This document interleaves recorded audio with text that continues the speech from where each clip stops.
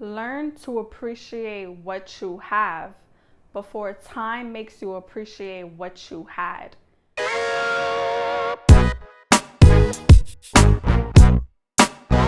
What up, beautiful people? For Haley's here. So let's get right into the content. Number one, you should never take your ex back if you don't see a changed behavior. Sorry is not enough. Blowing up your phone is not enough. Begging, pleading, crying, going to your job, going to your school, showing up at your house, calling and begging your parents, blowing up your parents, putting a ring on your finger for you ladies. And for men, if your ex-girl is buying you jewelry, trying to buy you a new car, I'm sorry, that's not enough. Change behavior is everything. It has a lot to do with the relationship. You want to be with someone that has healed. You want to be with someone who has changed. A lot of exes come back crawling to you and they tell you they changed. They tell you they're going to do right. They're going to do better. And as soon as you get with them, the same thing happens all over again. The same cycle repetitively. It becomes toxic. It becomes draining. It becomes negative. Make sure that person has changed. And you could see a change within that person, how they choose to operate within the relationship, how they talk to you, how they go about their actions, how they're showing up in the relationship, how they're showing up in life, how serious they're taking their life, how seriously they're going about their actions. This person is driven. This person is motivated to show you that he or she has changed. They're motivated and driven to show you that they change within themselves and not for you. Because a person can tell you they'll change for you and they'll act like that temporary change just to impress you, just to have you, just to try to keep you. But it's not stability. It's not long term. It's not happy. Make sure there's changed behavior. You could tell and you can see when someone has physically, emotionally, mentally changed, where they are not pouring from an empty cup anymore. Now they're coming into the relationship whole. They're coming into the relationship mature, mentally, emotionally, capable of being with someone like you. Another thing is, do not take this person back unless you see consistency. It has to be consistency. It has to be a repetitive behavior to show that there's trust, to show that they could build a foundation with you, to show reliability, to show stability, to show accountability, to show that they could be independable, that they could be reliable. And also, you also want to make sure the consistency is established, because that's how you guys will build a better bond. That's how you guys will have a better union in your relationship. Make sure that this person is consistent, because when you have someone that's inconsistent, you're going to have a broken relationship. Your relationship, your marriage is going to fail. How many times you get back with someone and they're inconsistent, they're confused, they're toxic? You're going to be picking up the pieces and you're going to be the one crying at night. Make sure there's a real change and consistent. And I know a lot of y'all is going to be like, oh, but how am I supposed to know this person changed? How am I supposed to know this person changed if I'm not taking them back? You don't just take this person back. You got to see it for yourself. Let them show you that they physically, emotionally change, where they're showing up every day, where they're fighting for themselves, but they're also fighting for you. They have to fight for themselves before they fight for you. It can't just be everything about you, because if everything is about you, they have not learned, they have not changed, they have not grown, and you're going to be back in the same repetitive cycle. And also make sure there's growth. Now, growth requires change. Growth requires for them to be uncomfortable, for you to be uncomfortable. Growth is very different. Not everybody likes growth, but do not take this person back if you don't see no type of change. Do not take this person back if y'all both have not healed, y'all both have not grown, y'all both have not learned y'all lesson. Growth is when both of y'all can heal from past emotional, mental triggers or any type of trauma where it doesn't get to you anymore. Whatever issues you guys have went through in the past, you guys can overcome it. Growth is when it's you and your significant other versus the problem, not you versus your significant other or your significant other against you. That's where the growth comes in. It provides stability for the both of y'all. You guys see things from almost the same perspective. You guys come to an agreement. You guys are in alignment with one another. You guys have changed. You guys are leveled up emotionally, mentally. You guys are understanding each other.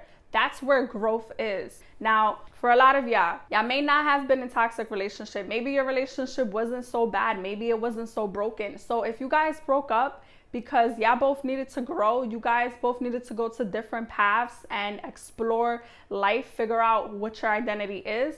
If you guys went through all that and it wasn't like cheating, lying, deceitful, gaslighting, then, you know, trust your intuition. That's another thing. Do not take your exes back unless you prayed about it, unless in your heart and in your spirit you feel that it's right. You feel that your decision, if you decide to take them back, or if you feel that you're in their presence, you're at peace with the situation, you're at peace with your relationship. A lot of the times is that they come back saying, I've changed, I've did this, I've did that, and that's not change. I'm sorry. If someone is trying to get back with you and they're telling you they've changed and they're begging and they're crying and they did all of that extra emotional stuff, that's not change. That's manipulation. That's breadcrumbing you. And breadcrumbing is where they trying to get you to bite the bait. And once you got the bait, that's it. They don't want nothing to do with you. They bring you in as much as they need to, enough to know that you're still going to be there. That's what breadcrumbing is. You have to be careful. You know, most of the time, you should not get back with someone from your past, especially if there was a lot of deceitful betrayals, cheating, lying, unhealed trauma, childhood. You should never get back with your ex. But if you're considering trying to get back with that person, these are the 3 things that you should look at. And another thing y'all should really tap into, especially women, if y'all watching this, if y'all listening to this, y'all need to tap into your intuition. You know, God gave us the gift, intuition. Y'all not using that. Your gut, you're not focusing on your discernment. Most of the time, you guys ignore that. Y'all overlook the red flags, and then red flags becomes regret. And you know what, men? The same with y'all. Y'all have to listen to y'all discernment. Is your spirit, is your energy when you're around this person, even if you're not around this person, when you are talking to them, when they're communicating with you, texting you, does it feel right?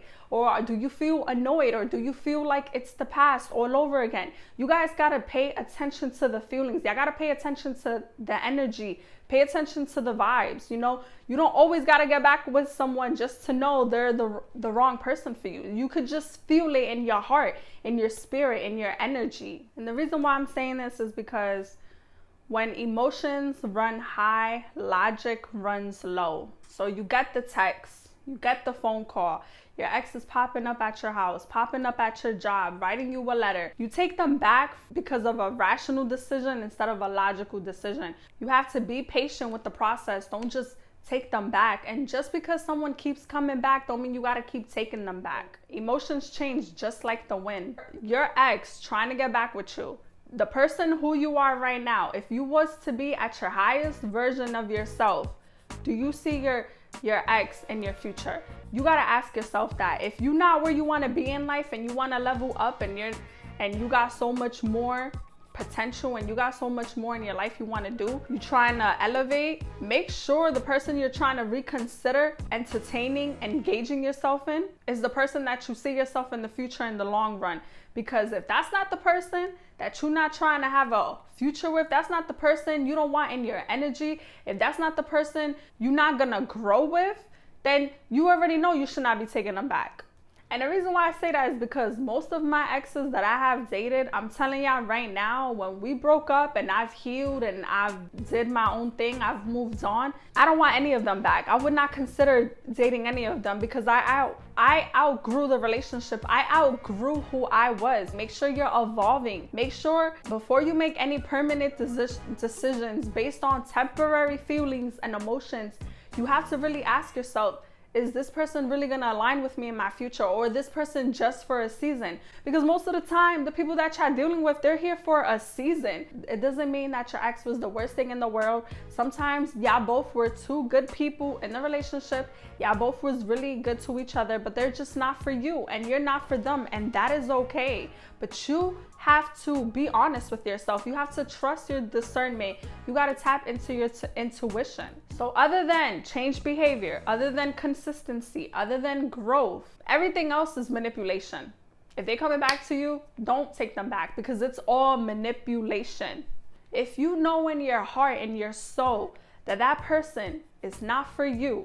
You know in your heart and your soul, you know, you just with them because you're trying to heal while you're with them, or you invested so much time into the relationship and you trying to get something out of your investment. Well, guess what? You're investing more time and you're going to keep losing more time by staying in the relationship. If they're not for you, if you know the relationship went south, you know y'all walking on eggshells, you know you're miserable while you're with this person. It's like this person is giving you high blood pressure, this person is giving you stress, this person is giving you anxiety. If it was that toxic, you need to let it go. Stop trying to take them back. I don't care if they crying to you. I don't care if they blowing up your phone. I don't care if you guys got kids involved. You know, you don't want your kids growing up and being in a broken home, seeing mom and dad fighting, or, you know, whatever your situation is. Like, you have to do your due diligence, and you got to do what's really best for you in your situations. Don't be with someone just because you feel, oh, I'm still in love with them. Oh, I still love them. Guess what? In love, and love is not enough. You could love someone, you could be in love with someone, but if they don't make you happy, they're not pouring into you emotionally, mentally, they're not meeting your needs, you don't see a long-term stability with them, you need to let them go. And another thing I want to say is, most of the time when they come back, it's because they enjoy the benefits of you. Does not mean that they value you. It's two different things. So they enjoy the benefits of you, but that does not mean that they value you. Big difference. Do your due diligence, trust your heart, pray about it. If you like more content like this, please like, comment, subscribe. Also, my podcast right here. I'll be back for more videos.